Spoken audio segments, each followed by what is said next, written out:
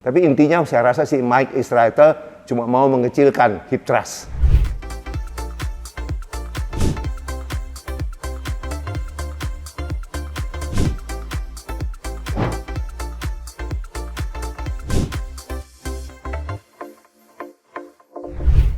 Oke, jumpa lagi teman-teman sekalian. Harus semangat kali ini. Jadi kali ini saya mau membahas perang bintang. Sebenarnya ada perang bintang di YouTube antara dua PhD, dua doktor.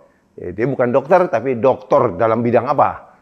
Dua-duanya ini doktor dalam bidang sport physiology, sport science, ya, yaitu Brad Contreras versus Mike Israetel. Dua tokoh ini banyak followernya, pengarang buku, sama-sama coach ya. Jadi Brad Contreras dan Mike Israetel. Dan bagusnya kedua orang ini berteman, tapi saling bantah. Dan kemudian membuat video bersama-sama. Jadi kita tahu Brad Contreras itu adalah, julukannya adalah glute guy. Jadi si ahli bokong lah ya. Dia yang mengarang buku Glute Lab. Dia yang menciptakan gerakan hip thrust. Nanti kita bandingkan ya. Gerakan hip thrust ini oleh Brad Contreras dikatakan sangat penting untuk membentuk otot bokong, otot pantat ini, gluteus. Hal ini kemudian dibantah oleh Dr. Mike Israetel dengan teori demikian. Pada saat hip thrust, contohlah ini sambil saya peragakan. Hip thrust itu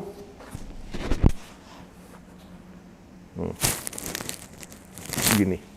Nah, pada saat puncak dari hip thrust ini kontraksi maksimum itu di sini. Pada saat puncaknya di sini. Tapi padahal di sini sebenarnya bukan tension terbesar di sini. Kenapa bukan tension terbesar? Ini teorinya Mike Israetel ya. Bukan tension terbesar karena ini ototnya memendek sudah. Tension terbesar itu seharusnya berada di posisi otot teregang maksimal. Di mana itu? Di bawah. Karena waktu kita begini, ini gluteusnya teregang. Kenapa? Karena tension terbesar pada saat teregang itulah yang akan menyebabkan hipertrofi, pertumbuhan otot yang maksimal. Ini memang kita akui itu betul. Jadi harusnya tension terbesar di sini. Tapi hip thrust itu ternyata tension yang terbesar ada di posisi pendek, waktu otot memendek.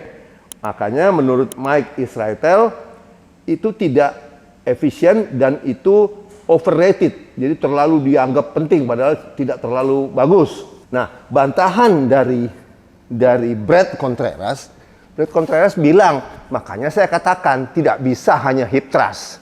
Ingat, dia yang menciptakan hip thrust. Tidak bisa hanya hip thrust untuk gluteus. Anda harus mengikuti rule of third. Jadi sepertiga. Ada di video saya mengenai gluteus. Jadi sepertiga hip thrust, yaitu gerakan latihan gluteus horizontal. Harus ada gerakan latihan gluteus vertikal, yaitu apa? Diambil contoh ya bisa deadlift, bisa squat, atau yang dianjurkan adalah split squat. Split squat itu begini. Nah ini sebenarnya yang dianjurkan oleh Mike Israetel. Mike Israetel bilang, Brad Contreras itu bikin hip thrust padahal itu tidak terlalu penting. Yang lebih penting itu split squat begini. Kenapa? Karena dengan split squat begini, otot bokong ini teregang. Fully stretch, teregang maksimum. Dan tensionnya paling besar di sini.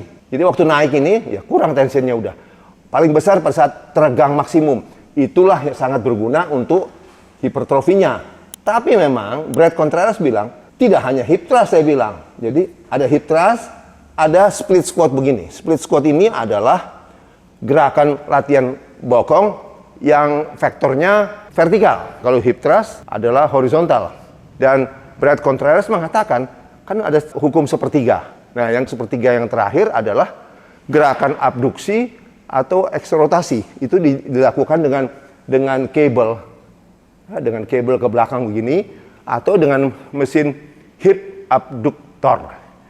Dengan mesin yang membuka itu. Jadi harus ada, kalau menurut Brad Contreras, harus ada 3 vektor, yaitu vertikal, dalam hal ini dia contohkan split squat, horizontal yaitu hip thrust, kemudian abduksi atau lateral atau eksorotasi bisa dengan kabel hip extension, cable kickback, atau dengan mesin hip abduction.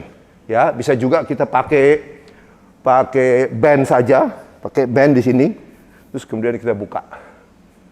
Itu, jadi kedua ahli ini, kedua dokter ini punya pendapat yang sedikit berbeda. Tapi intinya saya rasa si Mike Israetel cuma mau mengecilkan hip thrust.